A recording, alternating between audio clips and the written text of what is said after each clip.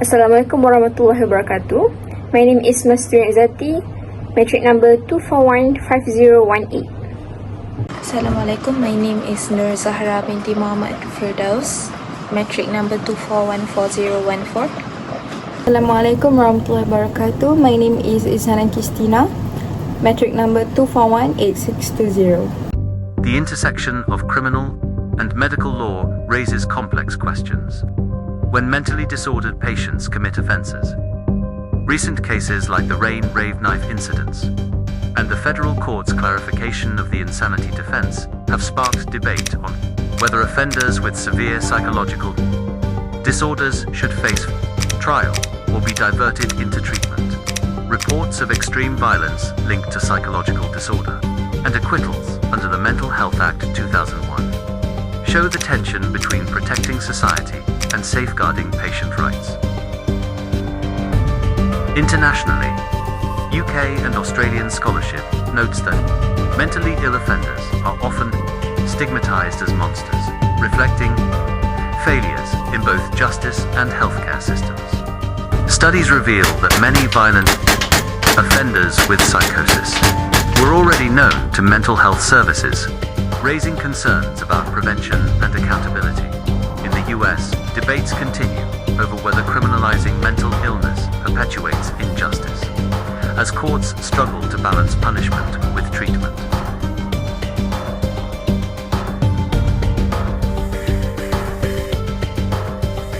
This duality creates a pressing problem.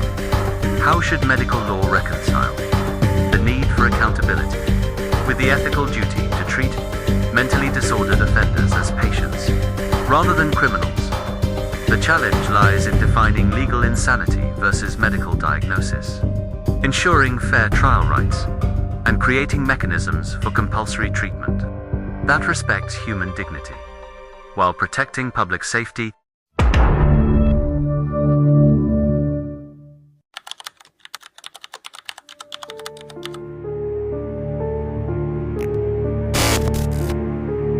Malaysia is no stranger to crimes committed by those battling mental disorders. But what happens when the law collides with the mind? This is the story of MASTURINA, whose brilliance was shadowed by schizophrenia and whose crime shocked the nation.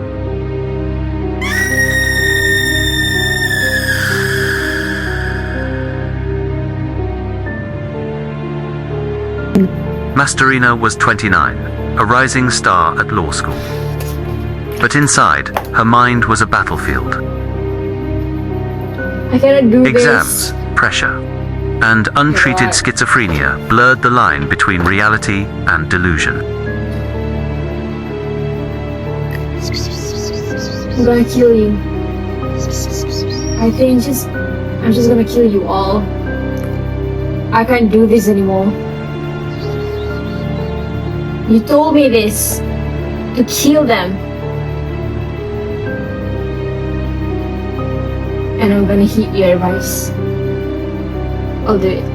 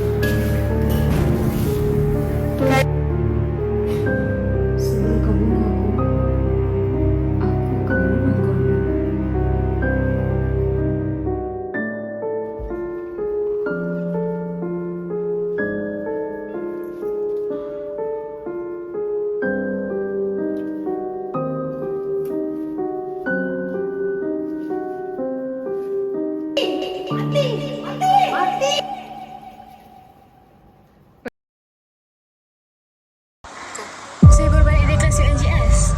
Saya buka pintu, saya nampak dia. Saya nampak dia tengah cuba tikam kawan saya. Saya takut. Saya takut sangat. Lepas tu dia tengok saya. Dia letak dekat. What to do? hari Isnin, Mak Cik nak mau lantai. Mak Cik tengok kalau minggu penuh. Zahra dia pergi dekat bilik 5.5 tu. Ada budak naik gila.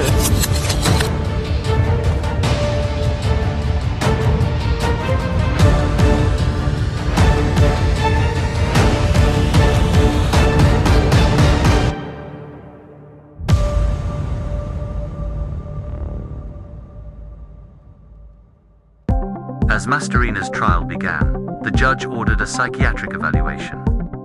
Was she truly of unsound mind under Section 84 of the Penal Code? Malaysia had faced this dilemma recently.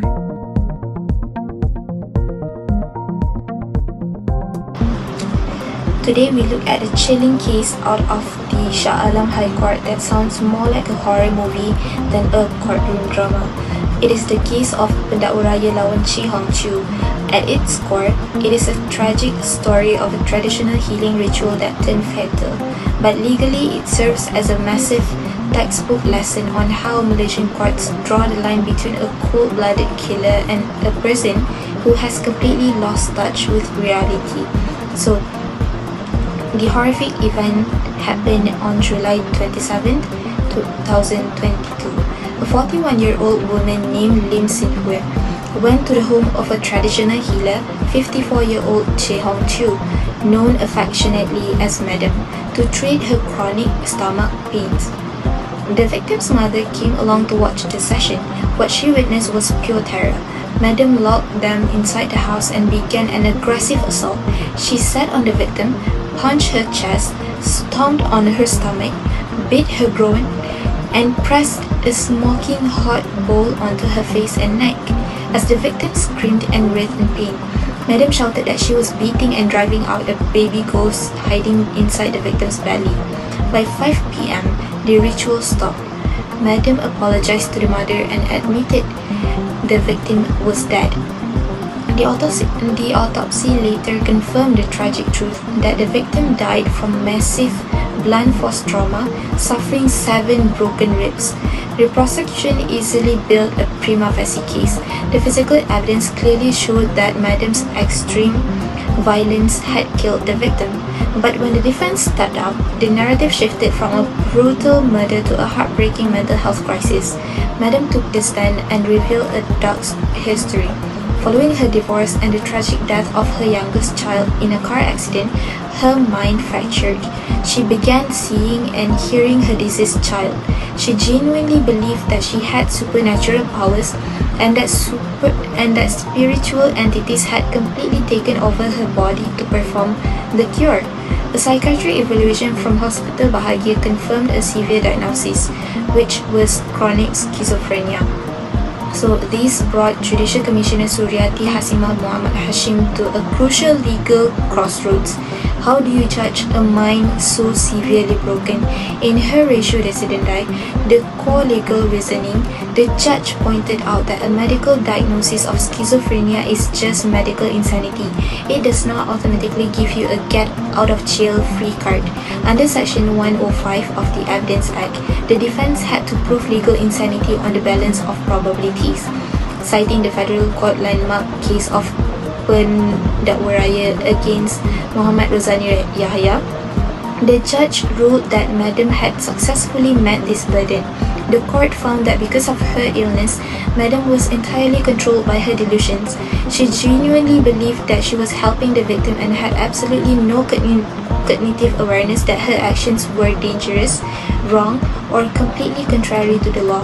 Because her illness erased her ability to understand right from wrong, the High Court formally acquitted Chi Hong Chew of murder under Section 302.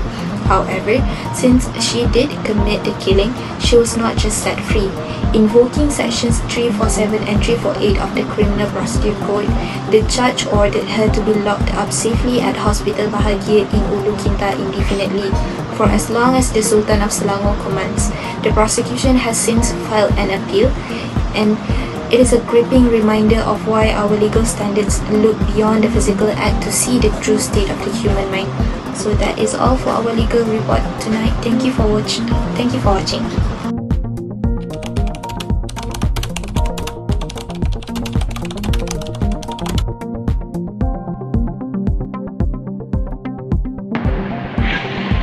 Good evening, ladies and gentlemen. Tonight, we turn to a case that sits at a difficult intersection of criminal law, mental health, and public safety. In December 2021, in Kangar, Perlis, a man named Shahrizal Suhaimi stood accused of one of the most serious crimes in Malaysian law, which is murder. He was charged under Section 302 of Penal Code for causing the death of Yin bin Bai, who was fatally struck with a changkul or hoe. The prosecution case appeared strong. The investigator recovered bloodstain on Shahrizal's jeans, identified the weapon believed to have been used, and presented an autopsy report confirming that the victim, Yin bin Bai, died from blunt force trauma to the head. Taken together, the evidence was sufficient for the court to establish a prima facie case requiring Shahrizal to enter his defense. However, as the trial progressed, the focus shifted from what happened to why it happened. The defense argued that the real issue was not the act itself, but the state of mind of Shahrizal at that time. The defense bring a forensic psychiatrist who testified that Shahrizal suffered from a moderate intellectual disability and had experienced severe cognitive deficits in childhood. He was also registered as an OKU, or person with disabilities. According to this expert evidence, he lacked the ability to engage in abstract reasoning, make complex judgment, or properly plan his action. The court was therefore required to examine an important legal distinction, the difference between medical insanity and legal insanity. Medical insanity refers to a clinical diagnosis made by a healthcare professional. Legal insanity, however, concerns whether a person can be held criminally responsible for their action. After considering this evidence, the High Court found that Shahrizal's condition satisfied both standards. The court concluded that he did not understand the nature of his action, nor did he appreciate that what he had done was wrong. His conduct after the accident further supported this conclusion. Rather than attempting to conceal the crime or destroy evidence, Shahrizal calmly informed his neighbor about what had occurred, behavior which the behavior court viewed as inconsistent with an awareness of guilt or criminal consequences. As a result, the court accepted the defense of Section 84 of the Penal Code. Shahrizal was acquitted of murder. However, acquittal in this case did not mean total freedom.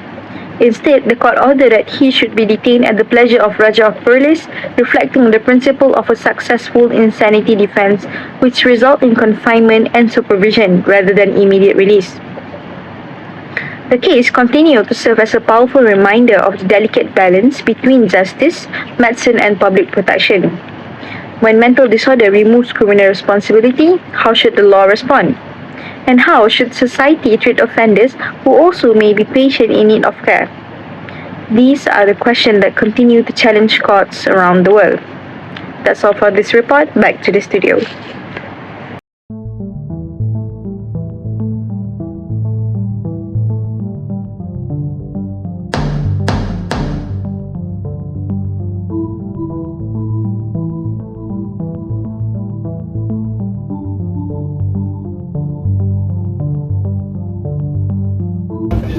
MASTURINA, I need you to tell me about that night.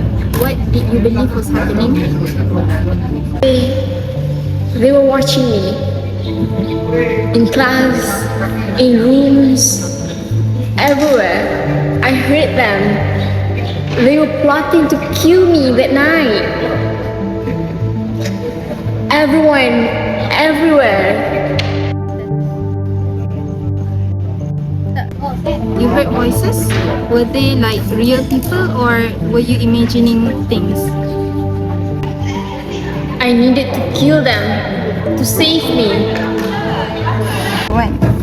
Did you understand that holding a knife, striking someone, all of that is something that is wrong?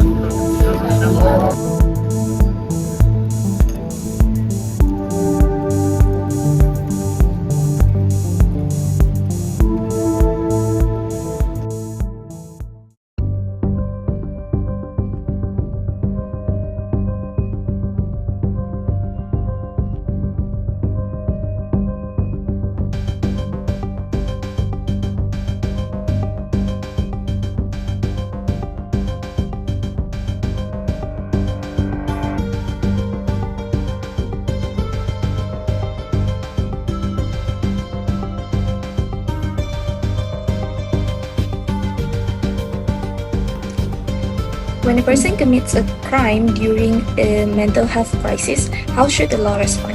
Right now, Malaysia relies on laws inherited from the colonial era. But tonight, we are comparing our system with two major frameworks, namely the classical Islamic law and also the modern United Kingdom system. As we will see, both of these systems, they treat mental illness as a medical reality, while Malaysia still treats it as a legal and administrative problem. Now, the first one, we will go through the Islamic law versus Malaysian statute. In Malaysia, under Section 84 of the Penal Code, a person is only protected if they are legally insane. This means that they must completely lack the cognitive ability to know that their act was wrong or against the law. If a person is highly psychotic but still knows that their action is illegal, then Malaysian courts can still convict them. Islamic law, or the Sharia on the other hand, takes a much more holistic approach. It focuses on ahliyah, which means a person's legal capacity, that if someone suffers from a severe mental defect known as junun, then their criminal accountability or taklif is completely erased. Islamic law recognizes that true responsibility requires both intellect, which is akal, and free choice, ikhtiyar. If your illness destroys your reason, then you cannot be punished. It is basically that simple. The biggest difference, however, happens after the court case ends. In Malaysia, if you are acquitted under Section 84, then you do not go home. Under Section 348 of the Criminal Procedure Code, you are sent to a psychiatric hospital or a prison hospital indefinitely at the pleasure of the ruler. This means that a patient who is completely stable must wait for an executive or royal pardon to be released. And Islamic law, on the other hand, handles this through restorative justice. It protects the ill person from prison, but it does not forget the victim. So you cannot just let go of your liability just because you are sick in the head. The financial responsibility will shift to a system called diyat, or blood money, which is to be paid to the victim's family by the offender's family, known as the akila. The patient is then placed in medical care or the family supervision, balancing community safety with healing of the person himself. The second one we will discuss on the United Kingdom versus Malaysia. So Malaysia inherited its original laws from the Old English system, but while the UK has modernized their law, Malaysia has stood still until today. So the UK does not wait for a full trial to deal with mental illness. They use liaison and diversion teams right at the police station. So the moment a vulnerable person is arrested, then mental health clinicians screen them immediately, keeping them out of standard prison cells. Furthermore, the UK uses a partial defense called diminished responsibility. So if a recognized medical condition like severe depression or PTSD substantially impairs your self-control, the murder charge is automatically reduced to manslaughter, allowing for more flexible sentencing. If the UK court finds that an offender needs treatment, then they will issue a hospital order. The individual goes straight to a secure hospital, and most importantly, the decision to release them does not belong to a politician or a ruler. It belongs to independent mental health tribunals made up of doctors and legal experts who review the medical data on a strict calendar. So the lesson for Malaysian law to reform is incredibly clear. Whether we look at the restorative justice of Islamic law or even the clinical agility of the UK, our current system basically needs to change. Criminal insanity must be treated as a medical truth and not a lifetime sentence. So that is all. Thank you. Malaysia faces a pressing challenge in dealing with criminal offences committed by mentally disordered patients. The law under Section 84 of the Penal Code exempts those of unsound mind, but in practice, the problems remain. First, there is ambiguity in standards. A diagnosis of mental illness alone is not enough. Court must assess capacity, yet the criteria are vague. Second, there is a lack of specialized courts. Ordinary criminal courts may not have the expertise to interpret psychiatric evidence. And third, the balance between public safety and patient rights remains unresolved. The question now is, how do we protect society while treating the offenders humanly? So to address these problems, several reforms have been proposed for our country, Malaysia.